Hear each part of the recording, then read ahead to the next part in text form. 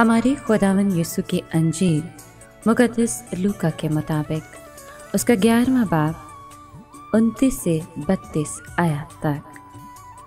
एक दिन जब बड़ा हजूम जमा होता जाता था तो यीशु कहने लगा कि ये पुश्त एक बुरी पुश्त है। निशान की तालिब तो है, मगर यूनुस के निशान के सिवा कोई और निशान इसे दिया ना जाएगा, क्योंकि जैसा यूनुस अहले नैनवा के लिए निशान ठहरा, उसी तरह इब्ने इंसान भी इस पुश्त के लिए होगा। अदालत के दिन जनूब की मलिका इस पुश्त के आदमियों के साथ उठ खड़ी होगी और उनको मुजरिम ठहराएगी, क्योंकि वो ज़मीन के किनारे से सुलेमान की हिकमत सुनने आई थी। और देखो, यहाँ वो है जो सुलेमान से बढ़कर है। नैनवा के आदमी अदालत के दिन इस पुश्त के साथ उठ खड़े होंगे और उसे मुजरिम ठहराएंगे, क्योंकि उन्होंने यूनुस की मुनादी पर तौबा की।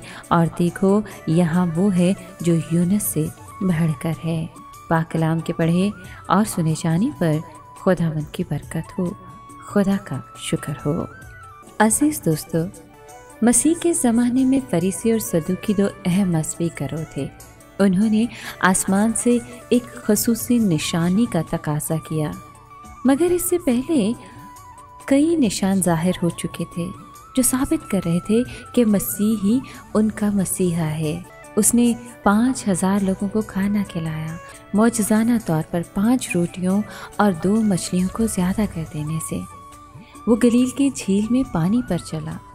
उसने लोगों की एक बड़ी तादाद को शिफा बख्शी, जिसको भी उसने छुआ था। उसने अंधे, बहरे और कोढ़ से भरे हुए लोगों की एक बड़ी तादाद को और इसके अलावा दूसरे बेशुमार लोगों को शिफा दी।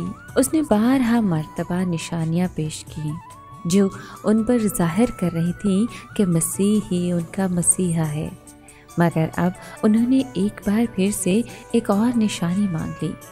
उन्होंने कहा कि वो आसमान से एक निशानी चाहते हैं, इसलिए नहीं कि वो यीशु में यकीन करना चाहते थे, बल्कि इसलिए क्योंकि वो ये साबित करना चाहते थे कि मसीह बाल ज़बूल की मदद से बदरूहों को निकाल रहा है, और ये कि वो खुदा का बेटा नहीं है। उस ज़माने के लोग निशान तलब करते हैं, लेकिन उन्हें यूनुस नबी के निशान के सिवा कोई और निशान नहीं दिया गया। यूनुस नबी का निशान मसीह का मुर्दों में से जी उठना था, क्योंकि जिस तरह यूनुस नबी 3 दिन और 3 रात मछली के पेट में रहा, उसी तरह इब्ने आदम 3 दिन और 3 रात ज़मीन के अंदर रहेगा। यूनुस नबी की मिसाल मसीह की मौत और जी उठने की मिसाल है, और ये यीशु को मसीह साबित करती है, जिसके बाद बहस की कोई गुंजाइश नहीं रहती।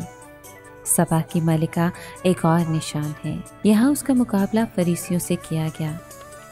वो बड़े ज़ौक़ और शौक़ से सुलेमान की हिकमत सुनने आई थी, लेकिन फरीसियों ने उसकी बात सुनने से इनकार कर दिया, जो सुलेमान से भी बड़ा है।